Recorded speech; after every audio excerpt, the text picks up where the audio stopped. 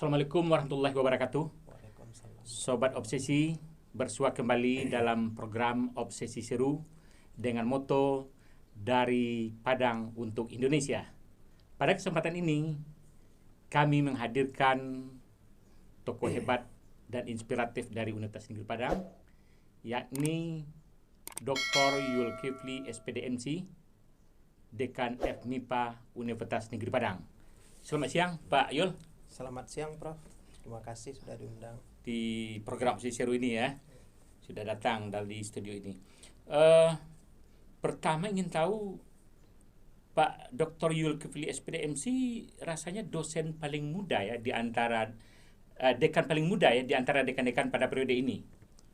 Iya, Prof. Dekan di periode ini dekan paling muda di antara dekan yang lain. Yang lain ya di Universitas Negeri Padang. Iya. Umur waktu diangkat pertama kali menjadi dekan di Universitas Negeri Padang, umur berapa itu? Umur 46, Prof. 46 ya. Oke. Kemudian diangkat menjadi dosen itu waktu S1 atau setelah tamat S2? Setelah selesai S2. Itu bagaimana ceritanya tuh? Dulu orang menerima dari S1, ini enggak? Ketika saya tamat S1, saya coba melamar. Tapi waktu itu pengembangan MIPA waktu itu arahnya orientasinya karena IKIP benar-benar UNP, pengembangannya arahnya ke dosen-dosen murni. Sehingga yang S1 pendidikan tidak terima. Sehingga saat itu kita termotivasi untuk studi lanjut. Nah, saya ambil yang murni, makanya saya ambil fisika murni di ITB. Di ITB? Ya. Selesai S2 ITB baru saya masuk menjadi dosen. Itu artinya waktu mengambil S2 dengan dana pribadi atau adakah beasiswa? Ada beasiswa. Oh, ada beasiswa. Beasiswa dari kementerian. Dari kementerian? Ya. Tapi bukan untuk dosen ya berarti ya? Memang waktu itu beasiswanya memang untuk dosen. Saya lupa nama beasiswanya itu memang untuk dekada jadi dosen. Tapi bukan jaminan waktu itu bahwa kita di UNP, tidak. Tapi rekomendasi waktu itu memang saya berangkat S2 itu karena memang sebelum S2 itu sudah jadi asisten. Asisten dari Pak Masurdin, Bu Nuryati, kemudian saya berangkat sekolah ke ITB. Jadi beasiswa dari kementerian. Berarti setelah S2 baru diangkat menjadi dosen? Setahun saya mengabdi dulu karena belum ada pengangkatan. 2003 ada formasi, saya mendaftar karena bidangnya instrumentasi. Jadi dari awal tuh masuknya ya calonnya sendiri sampai selesai, sampai terakhir. Oke. Baik, kita kembali ke sebelumnya, masa-masa sebelum S1. Dulu kampung asal dari mana nih? Saya dilahirkan di Kotosani, Solo, Prof. Kotosani, Solo. Kotosani, Solo, dekat Danau Singkara. Ke Danau Singkara. Ya. Kemudian SD, SMP-nya? Saya SD itu awalnya di Sumani, Impres. Kemudian kelas 4 saya pindah ke Kotosani sampai kelas 6. Kemudian saya lanjut ke MTSN. Tunggu dulu, apa alasan pindah itu kemana tuh dulu? Waktu itu SD itu saya ikut kakak saya. Kemudian kakak saya tamat SD, saya sendiri kemudian dipindahkan ke dekat rumah. Ya. Lalu dilanjutkan? Lanjutkan ke MTSN Sanawiyah Negeri Kota Baru, Solo. Ada Kota Baru. MTSN Kota Baru, Solo. Dekat Selayo ya. Ya, Selayo, Sanawiyah. Ya, setelah itu saya masuk ke MAN MAPK Kota Baru Padang Panjang. Di Kota Baru. Berarti dasar-dasar keagamaan cukup kuat ya dari Sanawiyah dan juga MAN Kota Baru. Ada lah, Prof, tapi tidak cukup kuat, tapi untuk dasar ada. Oke, baik. Kemudian kalau kita lihat ini tadi pindah, tadi ada alasan kalau dalam kita lihat di biodata 10 orang bersaudara, anak yang ke-10. Ya. Benar. Saya itu 10 bersaudara, saya anak yang paling bungsu. Ya. Dari 10 saudara itu sebenarnya yang saya seibu itu 8. Oh gitu. Ya, saya aja 1, yang seibu aja 1. Jadi total kami 10 orang, saya yang paling bungsu. Yang paling bungsu. Yang paling terakhir. Berarti kemudian yang kakak-kakak juga sudah berhasil seperti Pak Yul. Alhamdulillah. Ada, bukan tidak semuanya berhasil, cuma mungkin berbeda ya. Orientasinya berhasil ini kan kalau rata-rata kami jadi guru, yang jadi guru ya, dosen itu 2 orang, yang selebihnya jadi guru, dan ada wirausaha ya. Oke, baik. Kemudian berikutnya, tadi setelah tamat S2 lalu melanjutkan S3. Itu kapan? Saya S2 setahun sebagai dosen luar biasa di jurusan fisika. 2003 saya diangkat. Kemudian 2006 saya berangkat S3. 2006 berangkat S3 ke ITB ya. Selesai? 2006 selesainya 2010. Itu katanya dengan IPK yang cukup cukup baik atau sangat baik namanya itu ya. IPK-nya 4, benar? Ya, IPK saya waktu S3 itu 4. Jadi dulu namanya, sekarang kan dengan pujian. Ya, ya. Dulu namanya masih cum laude. Jadi di ijazah itu namanya cum laude. Ya, itu S1 saya juga cum laude. S1 juga cum laude. Cum laude ya.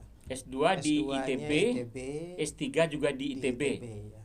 Tapi rasanya untuk di ITB kemudian IPK 4 apakah tidak sulit? Itu gimana tuh ceritanya tuh? Sulit, bro. Untuk mendapatkan ya. itu. Kebetulan waktu itu di ITB istilahnya mata kuliah kita tuh jadi untuk S3 tuh tidak berapa poin diambil lagi kan by riset. Nah, kebetulan mata kuliah yang diambil itu ya semuanya dapat A, tinggal risetnya.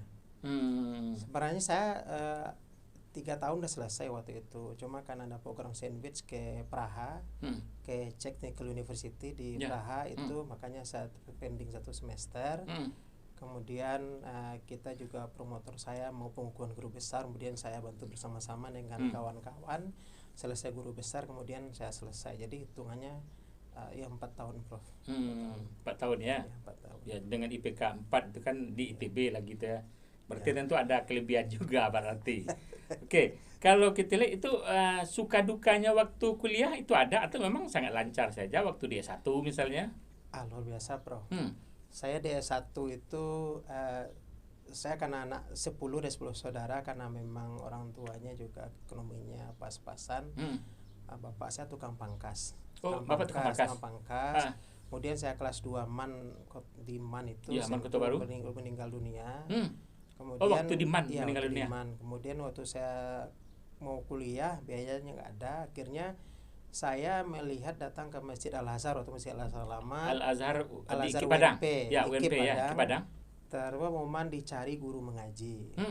Akhirnya saya melamar. Nah, ketika pengumuman keluar, nama saya ada. Ditambah lagi pengumuman boleh tinggal di masjid. Makanya semenjak itu saya sambil mengajar ngaji, tinggal di masjid. Jadi untuk memenuhi kebutuhan sehari-hari, saya selain tinggal di masjid untuk artinya kontrakan tidak bayar lagi. Biasa hari-hari saya mengajar, les ada ngaji. Kemudian pada tahun kedua saya mulai mengajar matematika ke rumah-rumah orang, mengajar fisika ke bimbel-bimbel. Berarti tadi mengajar ngaji memang di masjid ya, yang waktu sore itu ya, setelah sore itu ya. Asar, sehingga duka-dukanya kuliah saya waktu itu saya numpang-numpang di jurusan matematika, di jurusan kimia, biologi, sehingga kawan-kawan itu bingung, ini anak nih kuliahnya jurusan apa begitu. Ketahuan saya tahun 2 baru jurusan fisika. Maksudnya menumpang itu gimana tadi? Jadi karena kuliah di fisika itu jadwalnya sore. Saya kan ngajar ngaji. Akhirnya saya numpang di mata kuliah yang sama di matematik. Karena ada mata kuliah yang sama ya di jurusan lain. Karena di MIPA itu dulu FPMIPA namanya, kita mata kuliah namanya TPB, tahap program bersama. Tahun pertama itu seluruh mahasiswa mengambil mata kuliah yang sama. Jadi artinya bisa kita pindah ke kelas-kelas lain untuk. Jadi saya bilang ke dosen, jadwal sore ini saya nggak bisa, Bu, karena saya harus mengajar mengaji. Terus saya pindah ke kelas lain gitu, ke kelas yang sama mata kuliahnya tapi jadwalnya sore. Tapi itu bisa dimaklumi ya, diberikan penjelasan seperti itu. Nah, saya sampaikan ke dosennya karena memang ya ini mungkin komunikasi, Prof. Awal-awalnya beliau nggak terima, tapi saya ceritakanlah kondisi saya sebenarnya. Kalau saya tidak melakukan hal seperti ini, mungkin saya nggak bisa lanjut kuliah, Bu, Pak. Sampai dijelaskan begitu ya? Saya jelaskan. Akhir malahan menurut beliau pengakuan terkait lagi ketika saya sudah tahu nilai plus saya di situlah, kata beliau, karena berani terbuka, kemudian terus terang apa yang dilakukan gitu. Terus ke dosen yang saya numpang itu dia tanya juga, Anda kan jurusan ini kenapa di sini, saya sampaikan juga. Tapi saya di sana itu saya bilang, Bu, insya Allah saya akan berusaha untuk yang terbaik di kelas ini. Dan alhamdulillah walaupun numpang tapi memberi warna yang kuat lah saat numpang itu. Artinya nilainya ya memenuhi syarat lagi. Akhirnya saya waktu tamat itu kan juga menjadi pemuncaknya walaupun numpang-numpang. Ya, berarti tuh D1 agak cukup juga ya. Perjuangannya berarti ya untuk menyelesaikan. Ya, perjuangannya luar biasa. Berarti berapa tahun di sebagai guru MDA? Saya guru MDA itu 3 tahun. 3 tahun berarti ya? Jadi dari 93 sampai 94, 95. Kemudian 96 saya pindah ke rumah kakak saya karena suami kakak saya harus S2 ke ITB, jadi keponakan saya udah ngantar ke sekolah karena sekolah labor. Labor itu pembangunan. Jadi saya bertugas pagi ngantar itu. Kemudian kuliahnya udah tinggal skripsi. Oke. Baik, ini perjuangan yang yang cukup kuat juga ya. Orang tidak mengira, bisa juga orang tidak mengira ya. Kadang-kadang juga lancar saja. Waktu di ini juga waktu saya sanawiyah itu, saya kan sekali seminggu tuh pergi hari Senin dibekali biaya sambal. Oh, berarti ini sanawiyah ini saya beda. Udah kontrak juga. Berarti beda dari tempat rumah ya, dari rumah ya. Rumah saya kan dekat Danau Singkara, Sumani. Kemudian Kota Baru ini kan dekat Selayo. Jadi saya kosan di situ. Itu hari Sabtu saya pulang, hari Minggu itu kakak saya yang nomor 4 tuh bawa mobil angkot, mobil kampung namanya Cigabaru. Nah, saya jadi keneknya. Oh, di sidang itu. Si kenek bawain barang-barang orang kan ke hasil kebun. Nah, nanti hari Minggu sore saya terima hasil keneknya. Sama itu biaya saya seminggu. Untuk waktu sekolah di siapa ya.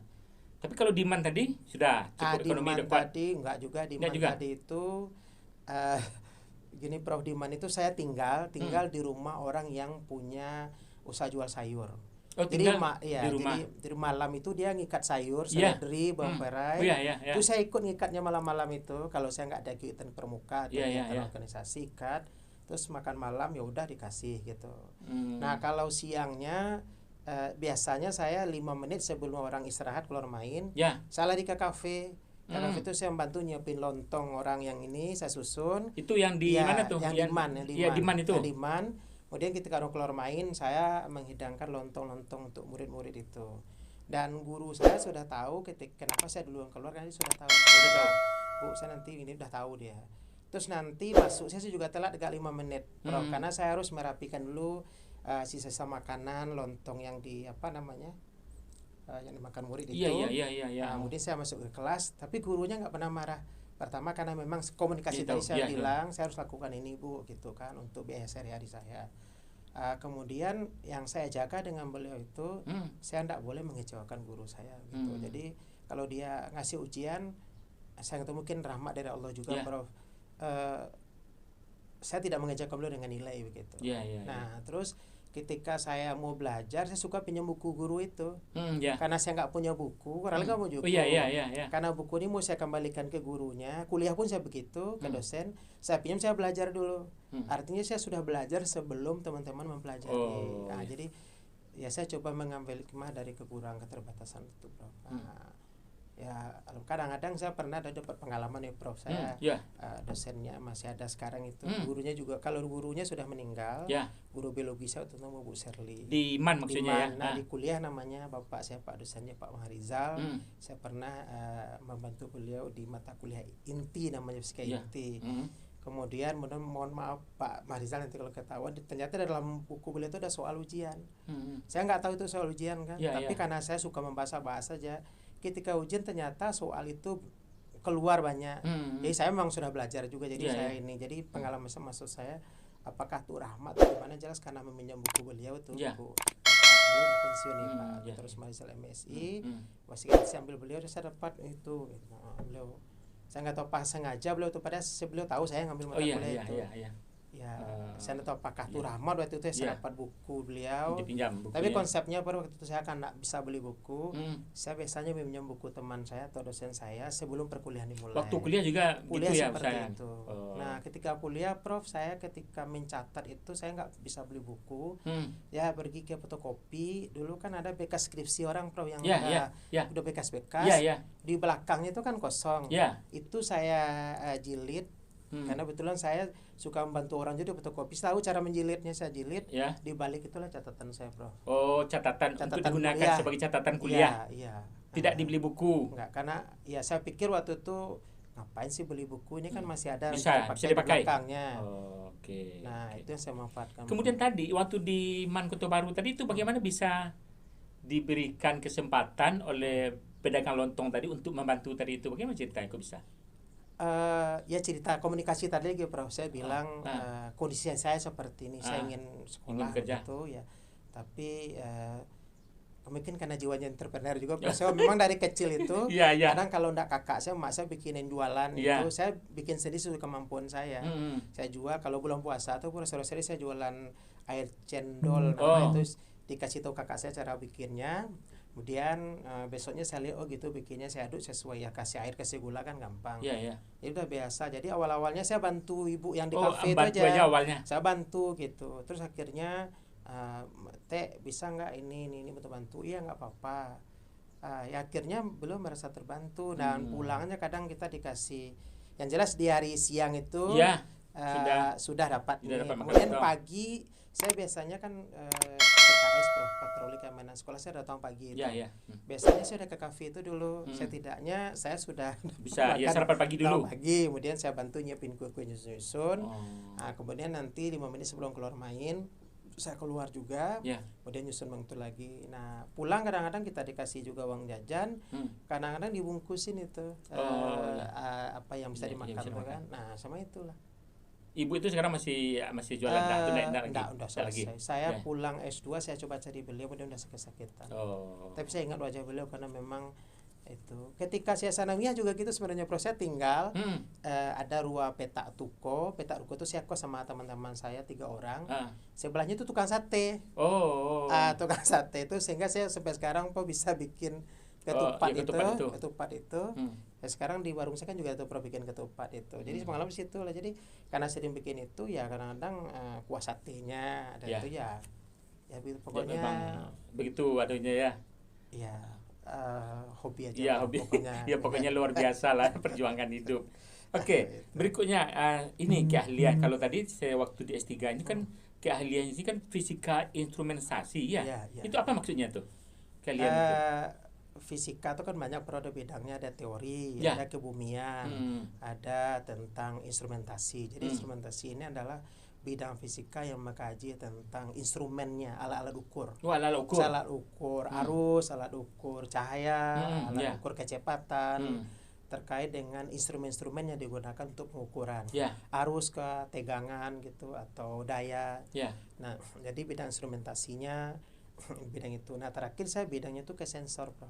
Ke sensor. Sensor itu suatu device yang digunakan untuk mendeteksi gejala atau perubahan. Nah, sekarang ini kan kita serba dengan sensor nih, Prof. Saya bicara pun sekarang masuk ini karena ada sensornya di sana kan. Ini tadi Prof menghidupkan kamera juga kan ada sensornya kan. Jadi sensor itu sesuatu yang bisa mendeteksi perubahan, namanya sensing. Itu dikaji di dalam fisika dalam fisika namanya, bukan di elektronik. Itu bagaimana? Kalau elektronika itu hardware-nya. Kalau instrumentasinya instrumennya. Kemudian yang saya sensornya membuat device sensornya. Jadi bidang saya itu khususnya sensor elektromagnetik, sensor magnetik gitu. Jadi yang menariknya ketika saya S3 Universitas Negeri Sumatera Barat ini kan rawan gempa. Jadi saya coba membuat sebuah alat ukur untuk menentukan kekuatan gempa. Misalkan konsep magnetik gitu. Nah, itu yang saya kembangkan ketika disertasi saya, sensor magnetik untuk mengukur getaran. Oke. Berarti di fisika itu memang itu bisa juga dalam bentuk membuat produknya atau mengkajinya? Mengkaji dan membuat produk. Sampai ke membuat produk ya di fisika ya. Iya. Kemarin itu saya mengembangkan pengabdian namanya PPUPK itu, Prof. Itu keilmuan saya bidang sensor, bidang pengukuran. Saya kembangkan untuk membuat alat-alat praktikum fisika secara automatically. Misalnya orang mengukur waktu benda jatuh bebas itu kan pakai stopwatch. Kalau enggak dia pakai sensor saja gitu. Itu sendiri kecepatan. Jadi kita coba menerapkan ilmu instrumentasi bidang sensor itu untuk mengukur pengukuran alat-alat yang praktikum di sekolah, karena bidangnya juga ada pendidikan. Berarti alat-alat seperti itu menggunakan ilmu elektronika juga? Elektronika itu kan kelistrikannya terkait dengan rangkaian-rangkaiannya. Kalau yang sensornya itu bagian yang kecil untuk mensensi. Jadi Misalnya kita memanaskan panci, kemudian kita pegang, lama-lama panas kan. Nah, rasa panas itu kan di kulit kita, ini sensor. Dan kita alat indera itu sebenarnya sensor. Dan ciuman kita itu sebenarnya sensor. Telinga kita mendengar itu namanya sensor. Jadi kulit kita merasakan panas, dingin itu sebenarnya sensor. Jadi itu sensor. Jadi sensor sesuatu yang bisa mendeteksi sebuah perubahan. Bisa perubahan temperatur, perubahan kimiawi, perubahan listrik, perubahan cahaya gitu. Jadi itu bidang kajian. Tapi kalau membuat produk itu apakah memanfaatkan orang ahli elektronika juga? Enggak bergabung biasanya? Jadi bisa kalau tidak? Kalau itu sudah instrumennya tuh, Prof. Jadi ada instrumennya. Instrumen itu sudah alat ukur. Untuk mendeteksi sesuatu yang berubah itu sensor. Nah, sensornya itu ada yang saya buat sendiri. Ketika saya S3 saya buat namanya flat skate sensor, sensor flat skate. Kemudian ada sensor coil datar. Nah, ada yang sudah jadi kita beli, kita manfaatkan untuk pengukuran. Nah, gitu. Jadi bisa kita bikin sendiri. Bisa, sekarang ini yang menarik nih, Prof, saya mengembangkan biosensor dengan teman saya UI Pak Cu Imawan, dan innalillah beliau minggu kemarin meninggal karena COVID gitu, masih jalan di penelitian. Kita mengembangkan biosensor dasar dari daun-daunan. Di daun-daunan itu kita ekstrak, kemudian kita jadikan untuk indikator logam berat atau makanan-makanan yang sudah mengalami pembusukan gitu. Itu juga sensor. Berarti dengan zat alami zat alami. Ya, jadi kita menggunakan bahan-bahan daun-daunan, karena memang ada daun-daunan itu ketika dikasih zat tertentu dia berubah warna. Seperti itu ya. Ya, berubah. Berarti kalau warnanya begini, berarti ini udah rusak. Kalau warna airnya dikasih zat yang kita buat itu, jadi sebenarnya indikator sebenarnya. Indikator ya. Tapi itu sudah merupakan bagian dari sensor. Nah, indikator itu nanti perubah warna itu kita ukur dalam bentuk gejala listrik, jadi ada sensor. Jadi kalau yang dia berubah warna tadi baru, misalnya zat-zat ekstrak tadi kita masukkan ke air yang ada terkena pencemaran, berubah warna itu namanya baru indikator. Indikatornya berubah. Nanti indikator seberapa besar perubahan indikator itu bisa kita konversi itu elektronikanya, menghasilkan arus listrik dia sinyal, jadilah sensor. Nah, sensor itu nanti diaplikasikan lagi, nah itu namanya alat ukur. Berarti itu sekarang itu benda-benda alam itu bisa dimanfaatkan bisa. Jadi sekarang cenderungnya itu kan ke alam. Ke alam ya. Ke alam, memanfaatkan daunan, memanfaatkan tumbuh-tumbuhan, itu yang lebih tren karena memang dia lebih ramah lingkungan. Ramah lingkungan. Ya. Terus stoknya tersedia di alam gitu. Kita memanfaatkan itu. Atau jangan-jangan teori seperti itu nenek moyang kita juga jangan-jangan ada memanfaatkan itu. Sebenarnya sudah itu, Prof. Dulu orang memanfaatkan itu, cuma secara kaji keilmuan fisikanya belum dibahas. Nah, sekarang sebenarnya ya makanya setuju dengan di Universitas Padang itu alam tekamannya di gunung sudah ada. Nah, sekarang bagaimana kita mensyukuri itu sehingga dia bisa kita pelajari ikro gitu kan, pelajari lagi. Ternyata ini bisa jadi indikator. Jadi indikator ya.